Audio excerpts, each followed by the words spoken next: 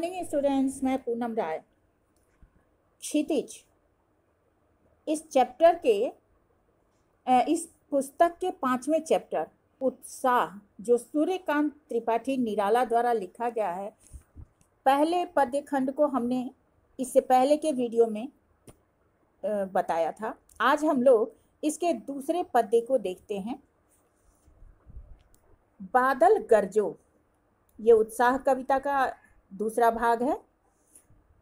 विकल विकल उन्मंथे उन्मन, विश्व के निदाघ के सकल जन, आए अज्ञात दिशा से अनंत के घन, तप्त धरा जल से फिर शीतल कर दो बादल गरजो।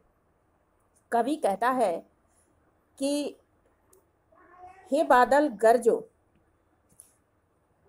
और जो व्याकुल हैं और अनमने हो रहे हैं, ऐसे व्याकुल और अनमने मन को और विश्व के अर्थात संसार के निदाघ मतलब जलते हुए संपूर्ण जन को शीतल कर दो।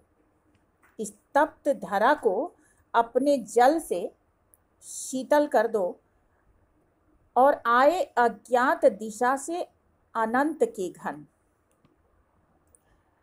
ये अनजान दिशा से जो घन अर्थात बादल आए हुए हैं, जी अनंत मतलब जिनका अंत नहीं है, वो लगातार आते जा रहे हैं। तो ऐसे बादलों से धरा पर जल बरसाकर लोगों को और इस धरती को तप्त होते हुए भाव से अलग कर दो। इसका प्रतीकार्थ यह है कि कवि उन कवियों का आह्वान करता है जो क्रांतिकारी कविता लिखने में सक्षम हैं, और वास्तव में वह कहना चाहता है कि जो संघर्ष के कारण व्याकुल हैं, शोषण के कारण दुखी हैं, ऐसे लोगों को अपनी कविता के द्वारा उत्तेजना भरकर उनको एक शीतलता प्रदान करो, उनके अंदर एक उत्साह भर दो।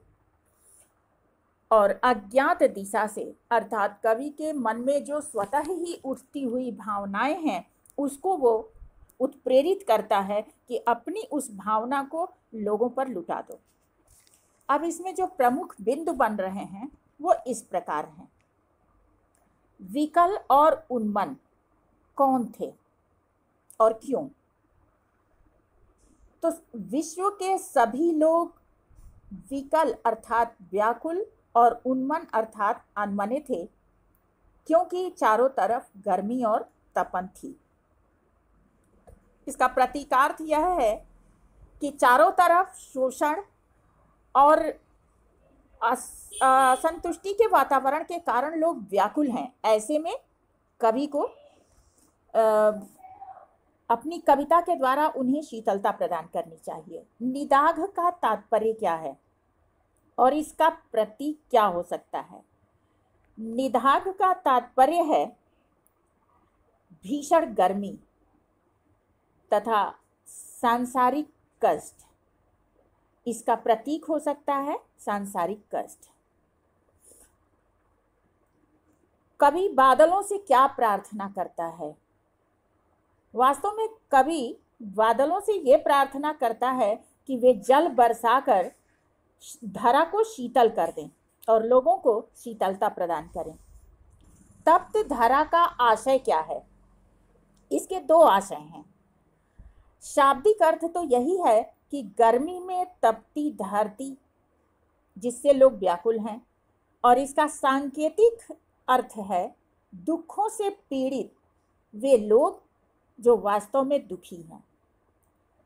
जल का संकेतार्थ क्या है?